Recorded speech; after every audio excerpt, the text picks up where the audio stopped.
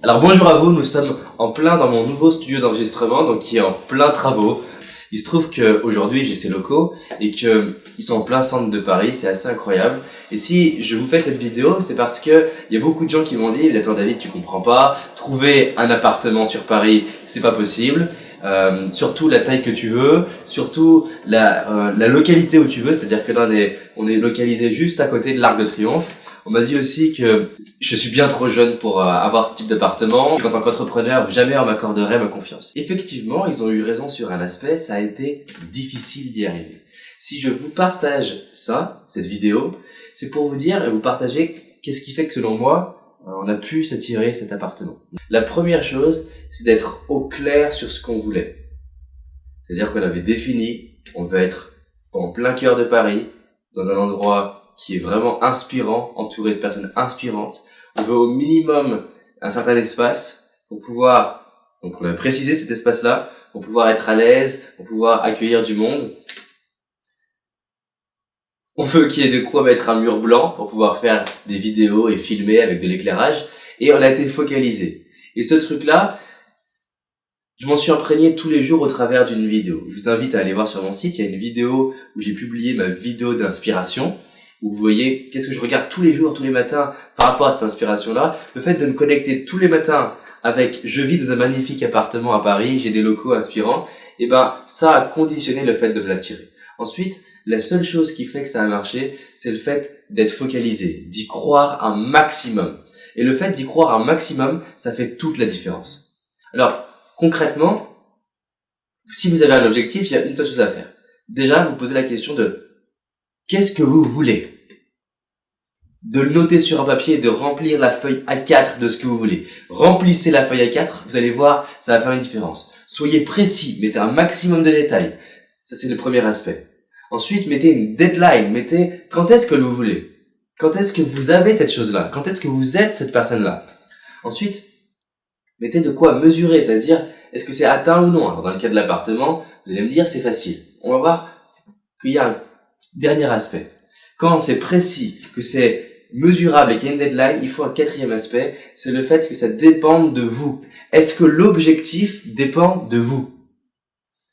Parce que si l'objectif ne dépend pas de vous, ben c'est normal d'être frustré. C'est normal de vous culpabiliser. Alors, qu'est-ce qu'un objectif qui dépend de vous? J'ai une question à vous poser. Est-ce que, imaginons que vous avez un entretien d'embauche, est-ce que obtenir cet entretien dépend de vous, selon vous? Oui ou non? Eh ben en fait, non. Alors vous allez me dire, bah si, ça dépend de moi, je peux faire des choses pour... Bien sûr, ça dépend de vous. Quand je dis, est-ce que ça dépend de vous, c'est est-ce que ça dépend à 100% de vous? Parce que, je vais prendre un autre exemple. Imaginez que vous ayez un rendez-vous galant avec un homme ou une femme. Votre objectif, c'est, je vais me marier au premier rendez-vous. Est-ce que ça dépend de moi? Non. Bien sûr, je vais pouvoir faire des choses, mais ça dépend pas de moi. La décision dépend de l'autre au final. Donc, l'idée, c'est pas d'oublier cet objectif-là, mais qu'est-ce que je peux faire pour atteindre cet objectif? Qu'est-ce que je peux faire pour aller avancer vers ça qui dépend que de moi, selon vous? Bah, par exemple, demander, me présenter au rendez-vous, bien m'habiller.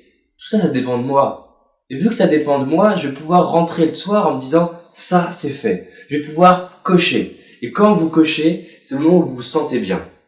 Obtenir cet appartement ne dépendait pas de moi. En revanche, obtenir un appartement de telle taille, à tel endroit, dépend de moi. Pourquoi? Parce qu'il y a de l'abondance, il y a suffisamment d'appartements. Je peux aller en visiter d'autres, je peux multiplier le nombre de demandes jusqu'à ce que j'obtienne un oui.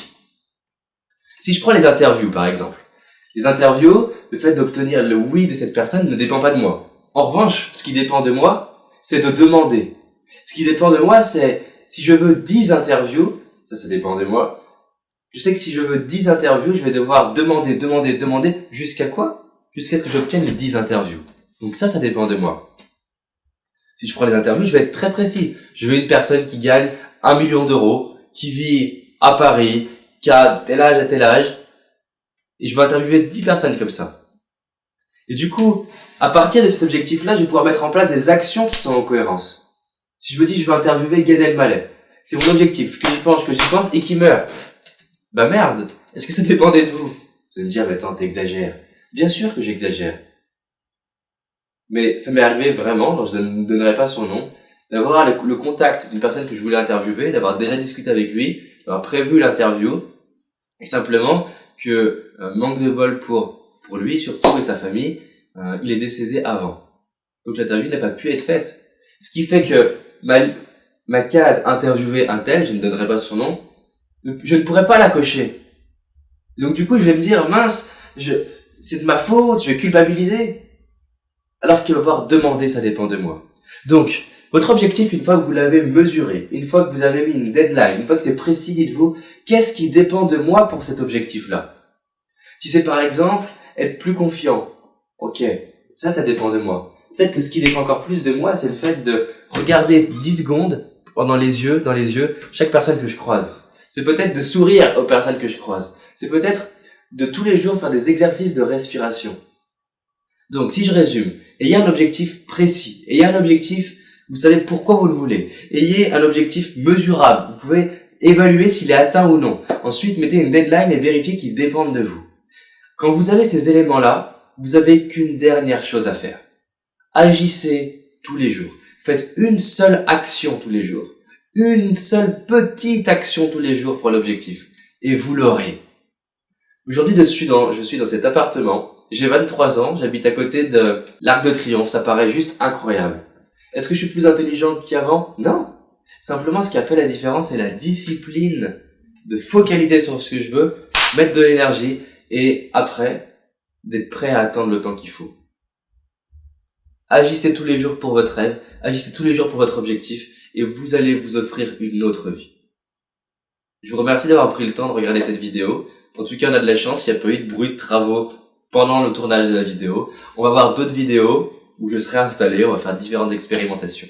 En attendant, si ces nouvelles vidéos vous plaisent, si ça vous plaît ce nouveau studio d'enregistrement, je vous invite à cliquer sur j'aime et surtout de vous abonner à ma chaîne parce que les nouvelles vidéos que je vous prépare, les nouvelles interviews que je vous prépare, vous allez voir, ça décoiffe.